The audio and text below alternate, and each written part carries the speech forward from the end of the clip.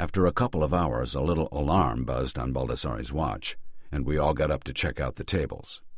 Baldassarre and Salinas donned surgical gloves, and with steel spatulas, the two men slowly pried the old canvas up from the paint layer of the Bassano. It took a while. Except for brief exchanges between the two men at work, all was silent. When the canvas was at last peeled away, I could see only the bottom layer of the underpainting. The image was face down on the glass sheet.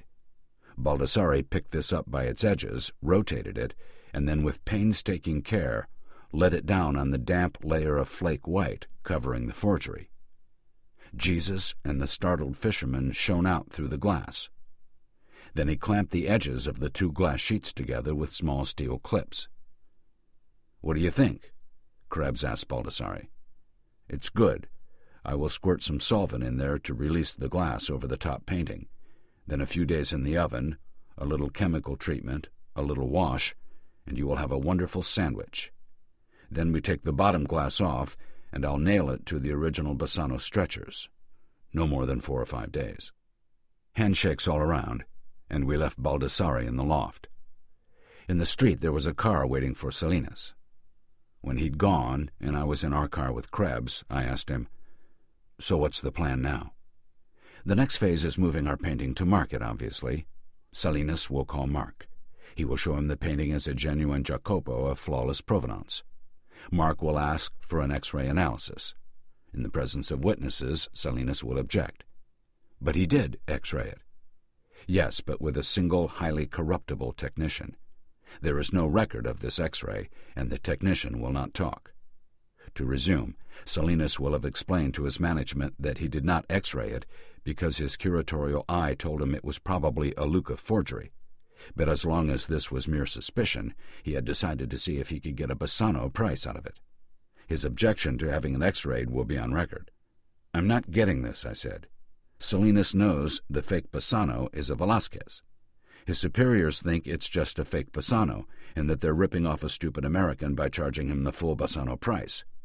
So why does Slotsky go along with not doing an X-ray after he's made a big deal about asking for one?" "Oh, he relents, I'm afraid. After the argument, he apologizes to Salinas for doubting the word of a Spanish gentleman and writes out a check for the full Bassano price on the spot. This is also a much-witnessed transaction. The museum board laughs all the way to the bank. Obviously, once he has taken possession and has it back in the States, he decides to X-ray it, again with reliable witnesses, and discovers the hidden Velázquez. This is announced to the world. The process of technical and curatorial examination confirms the authenticity of the work, and we go to auction. The Liria is furious, of course, but what can they do except fire poor Salinas?" "Wait a minute. Auction? You told me this was going to be one of your discreet sales to a billionaire." He smiled and shrugged. "I lied. No, that is not exactly true. Frankly, I had not expected the work to be so very good, so I assumed that a private sale would have been required. But not for our Venus, no. This one will go through the rooms to the highest bidder." On the following day I got up early and went down to the lobby of the hotel. We usually breakfast off room service, but today I didn't feel like eating with Krebs and his 2 boys, so I said I wanted to eat early and hit the museums. The 3 big ones, the Prado, the Reina Sofia, and the Thyssen, are within walking distance of the hotel, and I wanted to look at pictures that were probably not all fakes. Krebs waved me off and said, "Franco will go with you. We're going out at 2 this afternoon." "Where to?" "You'll see," he said. "There are some people who want to meet you." "What people?" He smiled and exchanged a glance with Franco. "Have a nice time at the museum," he said with a dismissive wave. We went to the Thyssen-Bornemisza Museum, which was the nearest. It's the collection of a Dutch-born Swiss citizen with a Hungarian title who lived most of his life in Spain and was one of the great art collectors of the last century. He liked German expressionists and picked up a lot of them cheap in the 30s when the Nazis, whom his cousin Fritz was helping to finance, cleaned them out of German galleries as degenerate.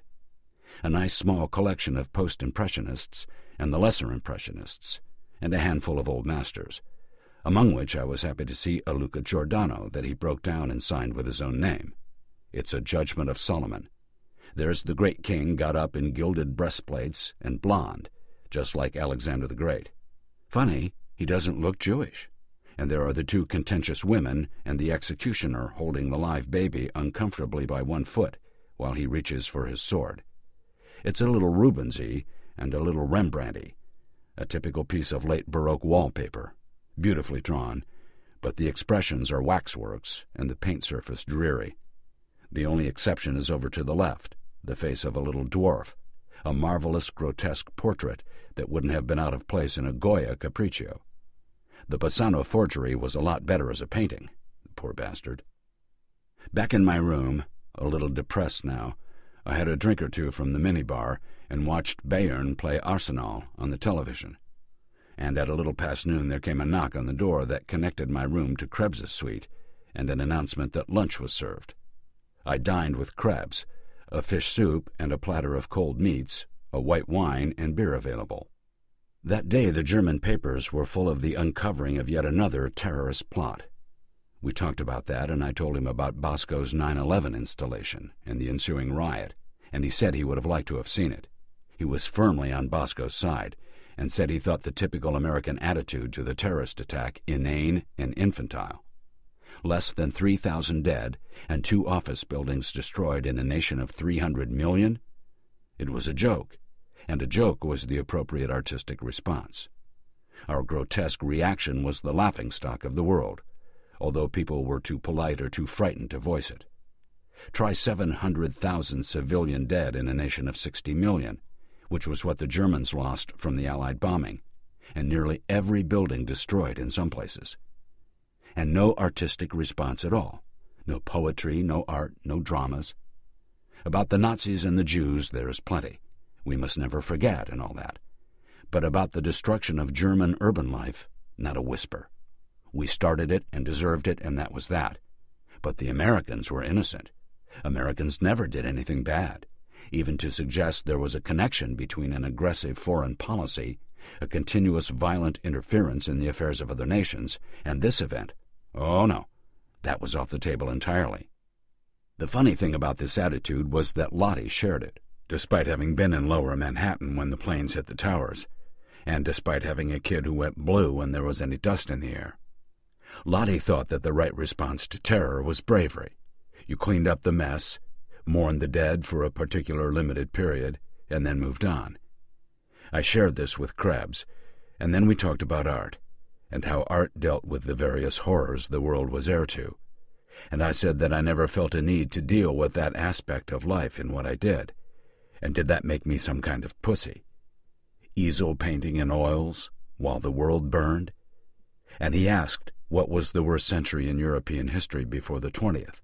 It was the 14th century, the Black Death, half the population dead, devastating famines, and still they hardly paused the continual wars. Yet they didn't stop making art. Giotto, Van Eyck, Van der Goes. So we're saved by beauty, I said. I thought beauty was passé. I thought the concept was king now. No, saving or not saving is hardly the point, as I believe I've already said. Although I often think that God, if there really is such a being, only holds his hand from destroying us all because we create beauty for his amusement. And also I think submitting ourselves to the terror of beauty, the ravishment of it, prevents us from giving vent to the kind of despair that would lead to the absolute destruction of our kind. Do you know Rilke? He recited some German in that portentous way that people always recite poetry, and then translated, "For beauty's only the beginning of terror we're still just able to bear, and the reason we adore it so is that it serenely disdains to destroy us." So, Wilmot, you are a terrorist also, just like your friend Bosco, but more subtle. They don't riot against you, but maybe they should. Yeah, but the Nazis were supposed to be big art lovers, and it didn't do much for their destructiveness. Not so. The Nazis, we Nazis, were simple looters by and large. They wanted the things that indicated imperial power, and their taste was uniformly bad. Kitschmenschen, almost to a man. Although Hitler was a painter, I said, that always makes me feel terrific about my profession. A very bad painter, he said, and an ignoramus. He went to his grave, I believe, under the impression that Michelangelo Merisi, Caravaggio, and Michelangelo Buonarroti were the same person.